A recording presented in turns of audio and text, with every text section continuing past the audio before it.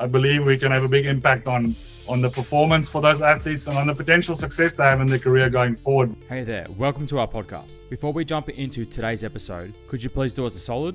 If you're enjoying what you hear, give us a 5-star rating and hit that subscribe button on your platform. It really helps us reach more parents, coaches, and youth in the youth athlete development scene.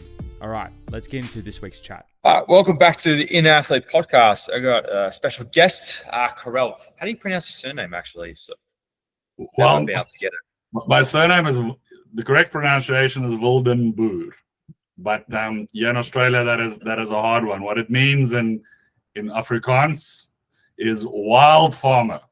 So if that helps you, but the pronunciation is hard enough for my name, I try and stick to that. The surname becomes really complicated. I'll stick to Carel. First of all, thanks for coming back on again. We've had you on a couple of times already, and in this episode, we're specifically going to be talking about ACL recovery and prevention. In Australia, ACLs have become such a big deal to the borderline becoming, like we mentioned off air, glamorized. I think we're at the point now it's almost like trendy to have an ACL injury. But there's world-renowned research happening. There's millions and millions of dollars of investigative research going into the mechanisms of ACL, also the treatment of ACL, the surgery and return to work protocols are improving. I still think we've got a long way to go. But I think it's good to look at all possibilities at how we can actually help individuals, number one, prevent, and number two, improve the recovery rate from an ACL injury, just because it's become so prolific, especially with the rise of women's sport at the moment. I'm just noticing it so much more, especially with AFLW, VFLW, W League, even women's rugby, more so in the UK and the US. We've definitely seen a big uptick in that side, and also all the evidence is really pointing it out. It's younger and younger now as well, that these knee injuries are actually occurring. So basically this podcast is all going to be on ACL and how BeActivated has a different lens to, number one, look at it, and number two, in the prevention and recovery side as well. Hence why I've got Carel, the expert in the BeActivated world. Carel, if you just want to just briefly explain a little bit about your background, how you got into it, and then I guess your history of working with individuals with ACL tears. Yeah, so I'm a physiotherapist. I am originally from South Africa, and I started my career as a conventional sports physio, working with various sports and teams over the years. And I was introduced to the BeActivated concept about 14 years ago. Stumbled onto a course that the founder of this approach, Douglas Hill, was presenting, and I really signed up for the course because it sounded like something different. And even now, when we teach these courses, I often will tell therapists, if you're looking for something different, if you're looking for something that has more of an impact on your success with your clients than conventional therapies, then this is a course that you need to look into. And I sort of got that sort of advice from someone and ended up doing the course, and initially finding it quite confronting because it's very foreign concepts, and a lot of it is very different from what we would have been taught at university as conventional therapists. But I guess the immediate results that I saw with this work is what attracted me to it from the start. I had my own personal health issues, a lot of problems with my spine, and I've been to various conventional therapists in the years prior to that course that helped me manage my problems and helped me sort of find ways to deal with my problems, but provided very little solutions to me. And I did this course, and it radically changed my own health. And I think that's where my story started, is that I had this dramatic change in my health when we applied these principles to my body, which got me on to starting to use this with my clients in my practice. And I kept seeing quicker and more lasting results with specific injuries than I used to get with conventional means. And the other thing was, I kept seeing that certain clients, when we're going to be talking about movement patterns soon, but if we test certain movement patterns, that client with a ACL injury always has a specific movement pattern. And it becomes clear that the movement pattern must be underlying or part of what's causing these injuries if everyone we test ends up with the same movement pattern.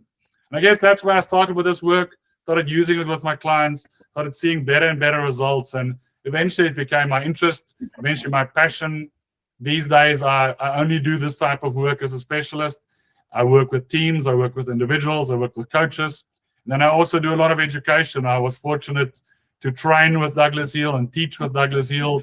And between the two of us, we present training courses here in Australia, but also around the world, and training healthcare professionals, therapists, fitness professionals like yourself, and sports coaches in using these principles in order to get better results with our clients moving forward.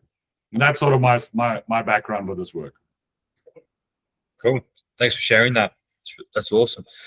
When it comes to the ACL injury or ACL rupture, ACLR for short, usually there's quite a few risk factors, and some of the times is for females more specifically, it could be the hip Q angle. This is what they've done research on, but also the menstrual cycle as well. So they've actually associated with certain, and likely sustained an injury at certain times throughout their menstrual cycle.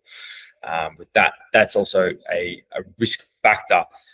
In terms of the guys, though, the guys, it seems to be, obviously they don't have those same factors, but what the research has led, if you're, and this will make sense to both of us, is if you've already ruptured an ACL, the likelihood of you rupturing an ACL is going to be high, but they also say the likelihood of rupturing an ACL is your previous history of rupturing an ACL, which totally makes sense, and which has led to my belief there is something else at play.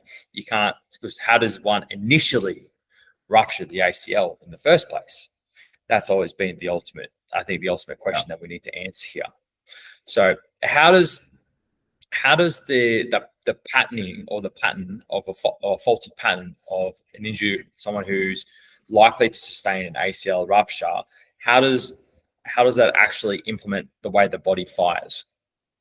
Yeah, I think you're touching on a really good point, that we're seeing reoccurrence with these athletes, and maybe just something to mention in that they're re-injuring themselves after we've applied all of our modern rehab protocols. We've, in other words, gone and strengthened them. We've gone and largely fixed their movement faults, their training errors, but yet we're still seeing the reoccurrence. And I'm not a expert on the technical stuff, but as far as I understand, often the repaired ligaments in ACL are stronger than the ones we had originally, but yet we see reoccurrence of these injuries. So there has to, as you say, be something else at play, and I guess that's the missing link, and that's a little bit that we add in when we look at it from the BeActivated approach. To maybe just give a very general, with BeActivated, we look at movement patterns and we look at assessing movement patterns. So most athletes move their bodies by using their muscles in an incorrect sequence. And so some athletes will move their body by initiating their movement in their upper bodies. And as we've discussed in one of the previous podcasts, those athletes will be at risk for upper body injuries, headaches, neck pain, neck injuries, and concussions. But other athletes will initiate their movement by overusing the muscles in their thigh region. And we call those patterns zone 2 patterns. Now, those athletes are particularly at risk then for acute knee injuries because of the way that they move. Now, those movement patterns, in my opinion, unfortunately, does not get corrected with just doing conventional strength rehabilitation like we do at the moment. And the interesting thing is when I often see athletes coming in with ACL ruptures, they've had a reconstruction done, they then come and see me, possibly for rehab, or they come and see me after failed rehab. And if we then test them, this is the interesting thing that I find. even after surgery, even after they've had rehab, we test their movement patterns, and they will typically still have what we call a zone 2 compensation strategy, which suggests to me that the rehab hasn't fixed their movement pattern. And I think that's the missing link. I think there's something that we need to do in between to first correct their movement pattern. Now, movement patterns is all about how we move and initiate movement. Now, if it's correct, we initiate our movement by using our hip muscles correctly. So our glutes and our hip flexors initiates the hip movement correctly. If it's wrong, and with these guys, what they do is, instead of the glutes initiating our hip extension movement, with those guys, their hamstring becomes the main muscle that does hip extension for them. And instead of the main hip flexor muscle that we call your psoas flexing your hip, with these guys with zone 2 patterns, their quadricep or their thigh muscle becomes the main muscle that flexes the hip. And as long as they drive that pattern, it leaves those clients vulnerable to knee injuries, because the quadricep and the hamstring is occupied by flexing your hip and moving your hip for you. And if they have to do that, it leaves them less able to control the knee in a stable way. And that creates the risk. So if they don't have good control there, it doesn't matter how much we strengthen them, their quadricep and hamstring will still be prone to working more on the hip and less on the knee. And that then puts them at risk for these type of injuries. And that's something we need to address along with the advanced rehab we're doing with these guys these days. So, and then when it comes to this, so obviously traditional strength training means, obviously this is, I guess, in my world, usually they'll say, oh, I've got to strengthen the quads, with split squats, leg extensions. And with the hamstrings, it might be hamstring curls, some sort of Nordic or anything like that. And then you mentioned that really all we're really doing is creating more muscle bulk to contribute to hip flexion or hip extension. Well, in short, yes. What we're doing is if we're not changing their movement pattern, the strengthening exercises on their own, when this guy then does his quadricep strengthening work that you're doing with him, he's still using that quadricep incorrectly. So then just as you said, we bulk up the quadricep. It gets stronger, but it does still predominantly work on the hip. Now, there will be an overflow, and by doing that, you'll definitely get that. So if I can maybe go just a step back. With these guys, what happens is, if we just look at the quadricep's main function should be controlling our knee, extending our knee, and stabilizing our knee, and sometimes helping a little bit with hip flexion. But when things go wrong, when someone has a zone 2 faulty movement pattern, that quadricep's main function becomes flexing the hip. And if it does that, its ability then to control the knee gets less. Now, if you're going to go and strengthen that guy, he will get stronger at flexing his hip with his quadricep. He will also get stronger at controlling the knee to some extent with the strengthening you're doing with him, but not normally enough. So what we do with the BeActivated concept is we change that client's movement pattern first. In other words, we restore that function. We get them to move their hip efficiently with the correct muscles around the hip. Then we get them to the quadricep to work more efficiently on the knee, the way that it's designed to do. And then you strengthen him. And then you'll find that you get a lot more impact on the quadricep's ability to actually control force around the knee. And I think that is what's required to put them less at risk for that reoccurrence of injury. Without that, I think we're sending them onto the field with the same compensation strategy. We've gone and bulked up all the structures around that compensation strategy, which does put them less at risk for hurting it. But I don't think it takes enough of the risk away because we haven't changed their movement pattern along the way. Because if you look at the inverse of that, if you just create all this extra muscle bulk, potentially they'll have an impact on their performance. So all we're doing is creating an extra mass, and from a moment arm, you create more mass, more distal or away from the joint, the actual joint, from the hip joint. Therefore, we actually creating more forces required to move.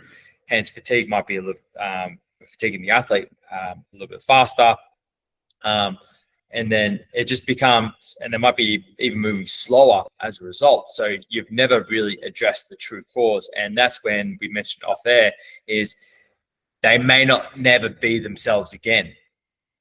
Yeah, and I mean, like you said earlier, it's become trendy to have an ACL injury these days, which is shocking because an ACL is and has always been regarded as one of the most feared sporting injuries because it is such a altering injury. People often do not come back to the same level in this sport than they had before because of an ACL rupture. I mean, we had there's many examples of athletes like that in various sports where they're never quite the same player after that ACL rupture, or it takes them a good 2 years before they play at the same level again.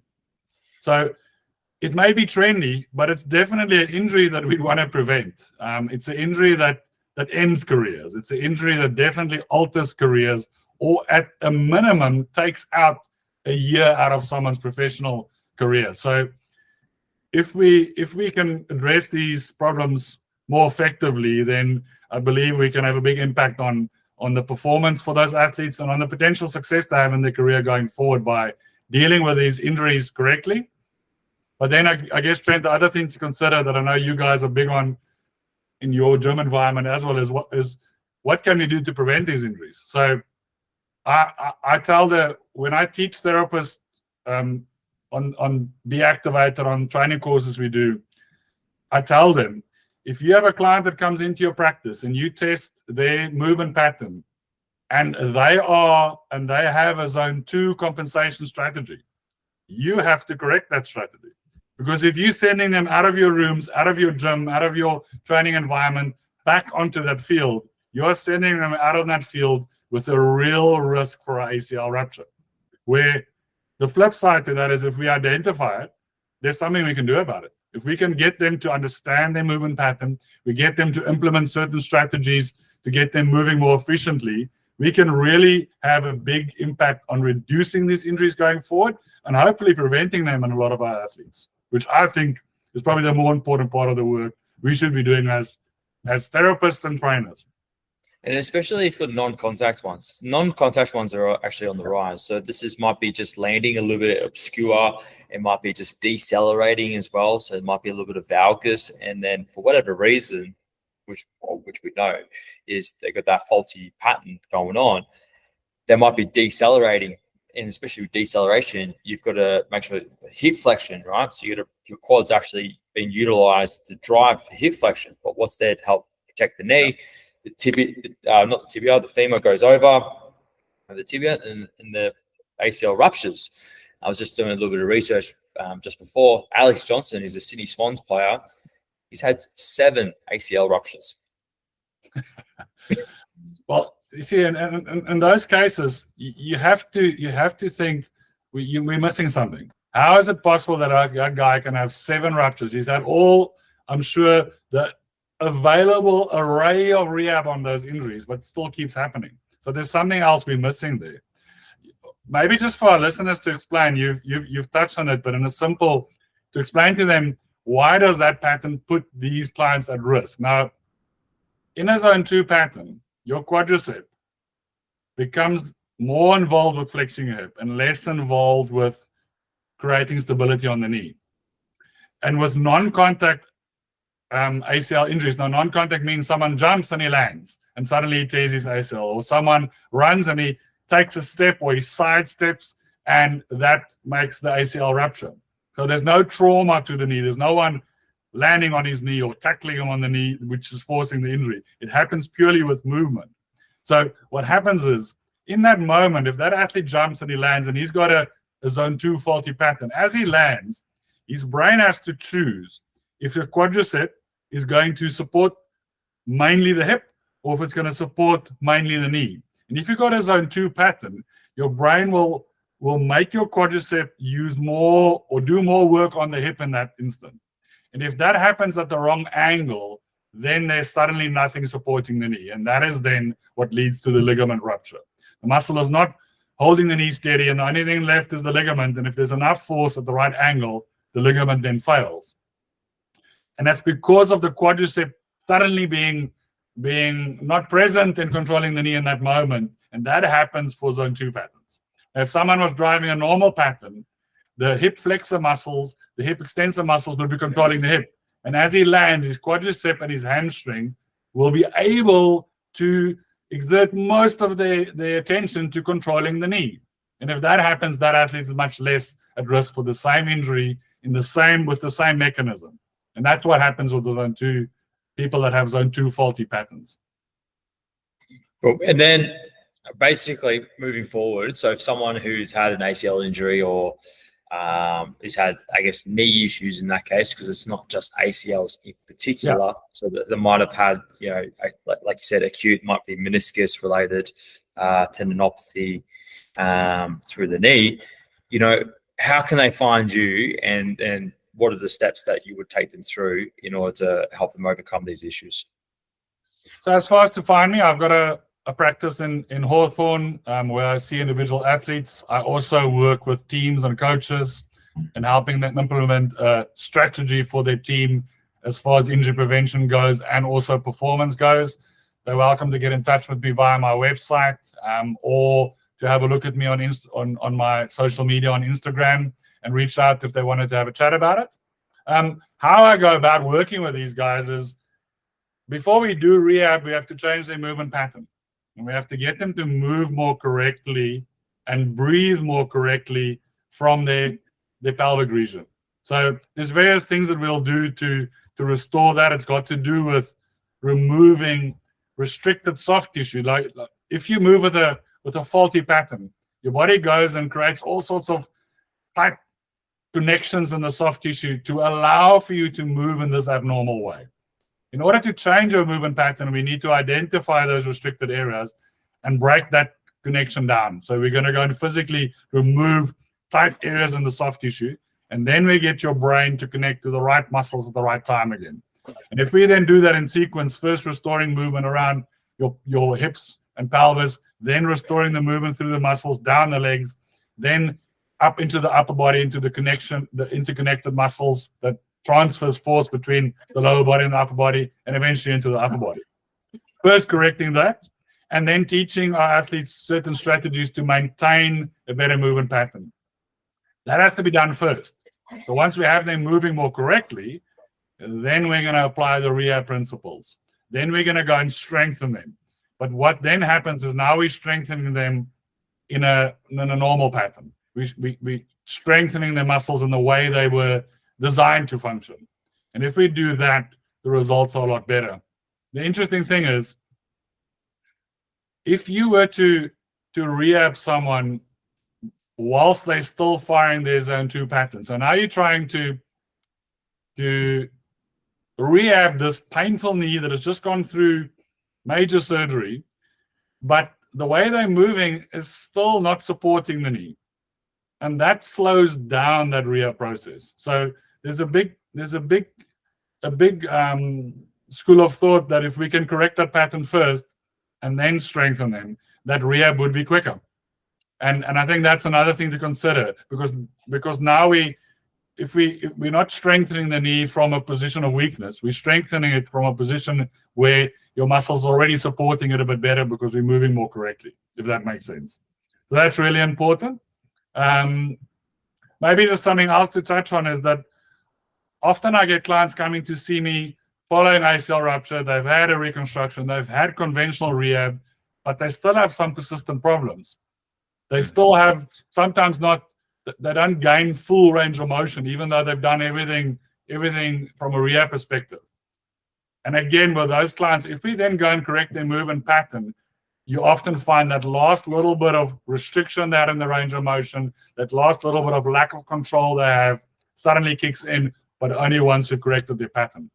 So that's how I would look at working with clients, correcting their pattern, and then, of course, working with professionals like yourself and your team, where you guys then go ahead and do proper bulk rehab and strengthening with them. But now you're working with a client that has a correct movement pattern. And suddenly your results as a trainer in the gym, you will see, will be very different when you're working with someone where the pattern has been corrected versus someone that is still firing incorrect pattern. Yeah, you're kind of like debugging the way that they move first.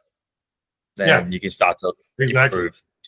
Because improve unfortunately, if you just strengthen them, it doesn't debug it, as you say. That they still end up with that faulty way of moving, and with then that affects our results, and it definitely, I think, affects the risk of reoccurrence.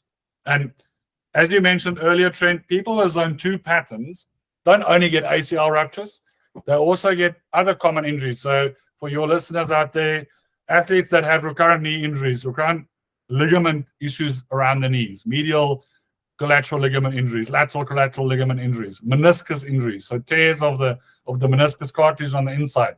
Patellar tendon injuries are common for zone 2 patterns as well.